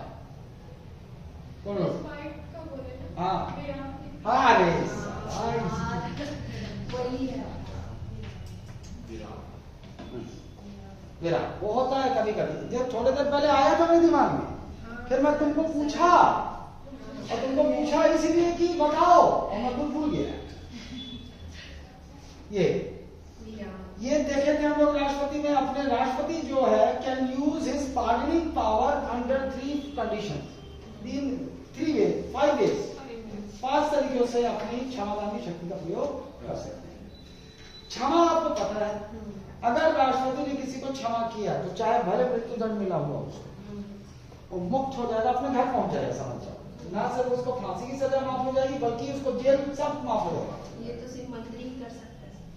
अच्छा एक और चीज, राष्ट्रपति अपनी शक्ति का प्रयोग किसके परामर्श पर करेंगे?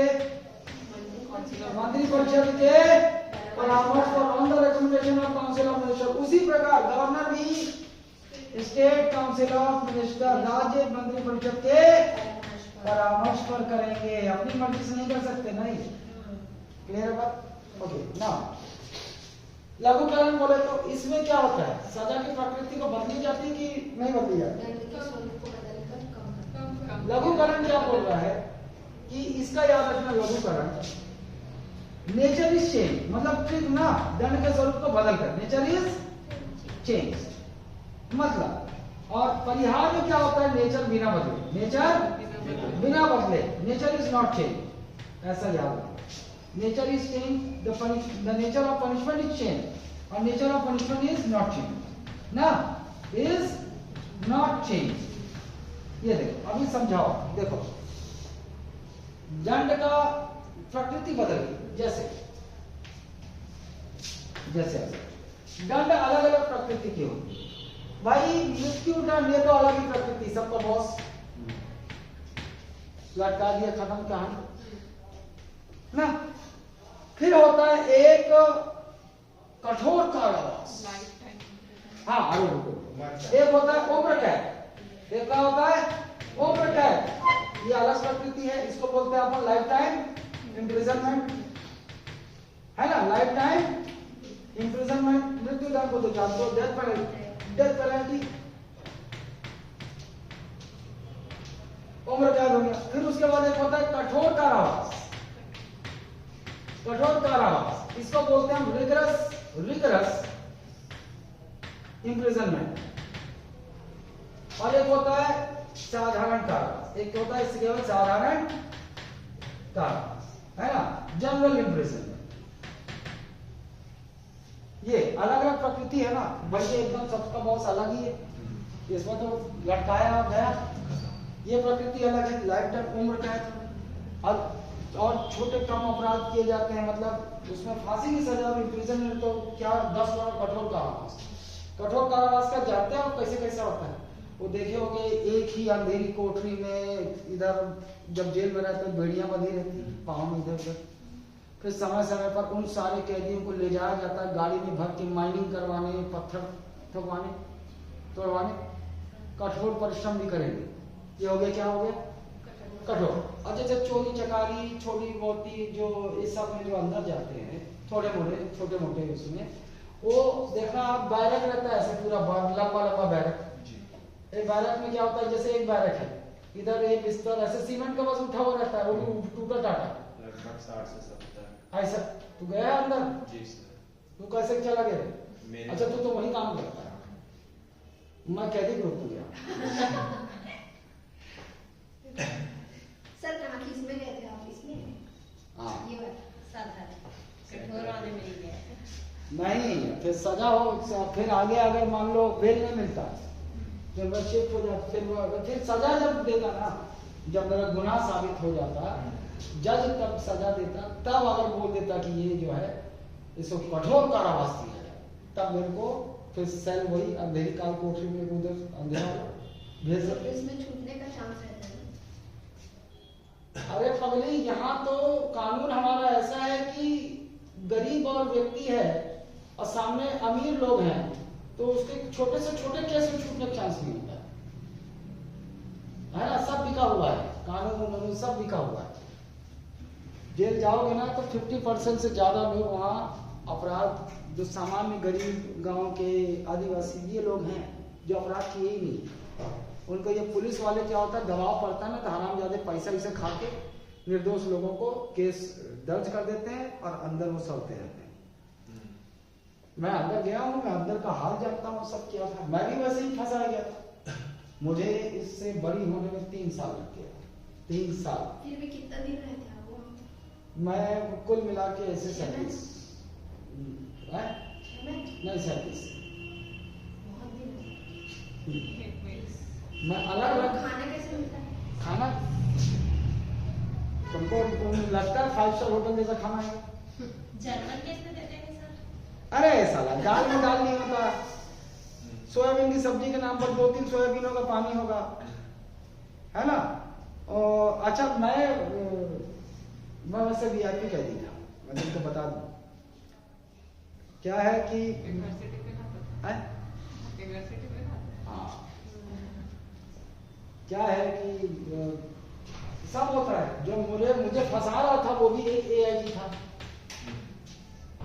वही जो गलती मैं तुम लोगों को करने वाला करता हूँ। और ये थे तो हमको बचाने वाले भी एक IG थे, इसने पूरा सेटिंग कर दिया था। ये जब मुझे उसको पता था मेरा फ्राइडे नाइट को बुलाया जाएगा, फ्राइडे नाइट को घटना करवाई जाएगी, शनिवार को बेल नहीं मिलेगा, हाफ डे होता है, शनिवार के लिए इसको जेल में ही रहना, वहाँ रहना पड़ेगा, बेल लाने। ऐसे पूरी स्कीम बनाई थी और जेलर को फोन कर दिया था कि कैदी आएगा इस नाम का, और उस कैदी का अंदर जो है हिसाब किताब करना है। सारे क्रिमिनल यदि जेलर सबका बनता है ना, जितने हार्डकोर क्रिमिनल होते हैं ना, जेलर के पास पैसा पहुंचता है, हर दिवाली उसमें पैसा पहुंचता रहता है ना, वो सारे अंदर ऐसे ही होता है। मोबाइल फोन, क्रिमिनल आराम बढ़िया से सोफा में लेटा है, सारी व्यवस्था है, और जेलर सब पैसा खा के सारी सुविधा मुहैया करवा देता है। उससे अच्छा छोड़ ही देते सर। ये तो जब फोन किया ना हाजी साहब का कि देखो ये लड़का जो है अभी ये इसका UPSC मेंस है और ये जो है इसको फंसाया गया है अभी। हालांकि अगर पहले से मैं बता देता अपने घर वालों तो वो FIR ही दर्ज नहीं होती। ये AIG के संपर्क में उस SI ने, उस TI ने, उसने भी पैसा खा लिया और उसने जबरदस्ती मेरे ऊपर FIR दर्ज कर दी बिना जांच के। जबकि कायदा क्या है, आप जांच कीजिए कि कुछ जो FIR लिखाई जा रही है उसमें सत्यता है कि नहीं। तो कुछ नहीं किया, पैसा ठूस दो, ये केस लगा दिया। ये जब मैं खुद ही नहीं बताया लोगों को, इसलिए घर को भी पता नहीं चला। पता चल जाता शुरुआती दौर में तो नहीं होता, फिर इधर से ये होने नहीं देते कि इनको पता है कि वो फॉल्स चार्जेस ठोक रहे हैं, नहीं होता। लेकिन जब हो गया बॉन्ड, उसमें चालान पेश हो चुका है, तब कोई कुछ नहीं कर सकता, तब तो कोर्ट ही रुका। मेरा फोन गया तो बोला अरे साहब आपसे पहले अभी 1 घंटा पहले AIG साहब का फोन आया, जिसके लिए आपका फोन आया उसके लिए उधर से फोन आया, उनका इंस्ट्रक्शन ये है। बोला अरे मतलब वो बोले नहीं होंगे, वो ऑटोमेटिक समझ गया। अब IG फोन कर रहा है तो बात किसकी मानेगी? ठीक, मेरा पूरा नंगा किया जाता है ना वहां अंदर जाने से पहले, वो नहीं हुआ, उससे बच गया। नहीं तो फिर और गुस्सा आता मेरे अंदर, बेल मिलने के बाद और उग्र हो सकता था, तो उससे बच गया। दूसरा, जब घुसा है यहाँ तो अंदर के जो कैदी मतलब जो बॉस होता है ना भाई,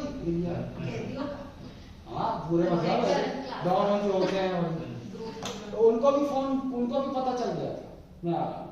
तो ये गेट, बड़ा गेट होता है यहाँ, घुसते ही वो भी गेट पे थे, उन लोग मैं बहुत अच्छे से जानता हूँ। तो अरे विनोद भी आप, दोस्त अरे तेरा फोन आ गया था साले, तू भी पढ़ाई लिखाई करना चाहिए, क्या क्या करता रहता है तेरे में। वो लोग समझा रहे थे। हाँ चल, तो वो मेरे को लेके गया। वो क्यों लेके गया? क्यों सर?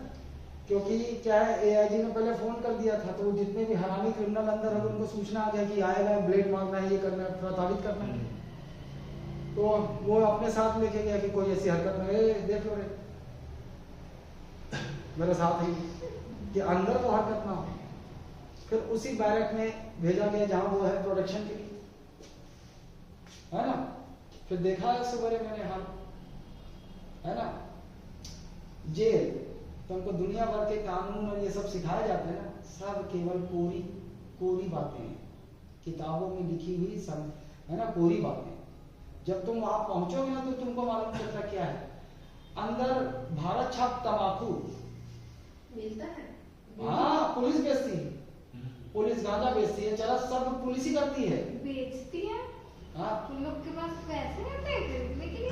काम किए करते हैं। कानून क्या है, जेल में किसी भी कैदी के पास पैसा नहीं हो सकता, नहीं हो सकता आपके पास पैसा। तो फिर लेकिन अब जो घर वाले मिलने आते हैं ना, अच्छा तो अब वो मान लो नशेड़ी है भाई, खाता पीता रहा है, अंदर चाहिए, पुलिस वाले ही आपका गोला गुड़ी का बंडल, अच्छा मतलब घर वाले से ले लेगा।